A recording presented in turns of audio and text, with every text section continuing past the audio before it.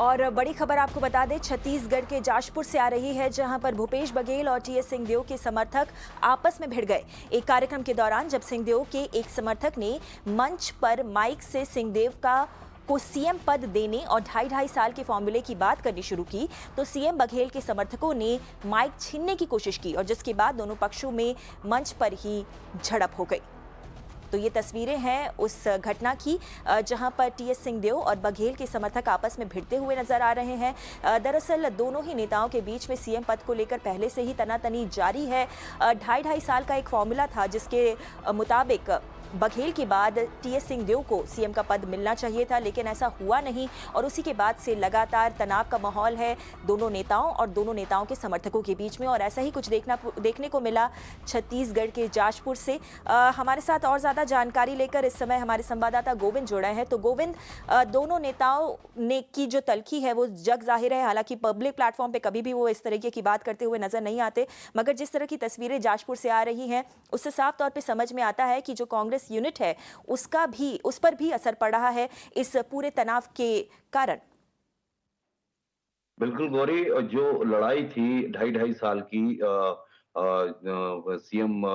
भूपेश बघेल और स्वास्थ्य मंत्री टीएस सिंहदेव के बीच, अब वो मंच पर आ चुकी है और टीएस सिंहदेव के जो समर्थक हैं और जो भूपेश बघेल के समर्थक हैं वो आपस में उलझ गए, एक दूसरे से गाली गुच्चा जो भी इनका बातचीत हुई है वो साफ तौर पर नजर आ रही है स्टेज पर। तो कुल मिलाकर कहा जा सकता है कि छत्तीसगढ़ में अब कांग्रेस के अंदर जो इन फाइटिंग पहले से शुरू हो गई थी, जो अंदर ही अंदर चल रही थी, जो समर्थक विधायक थे टीएस सिंहदेव के दिल्ली दौरा कर रहे थे बार बार, और जो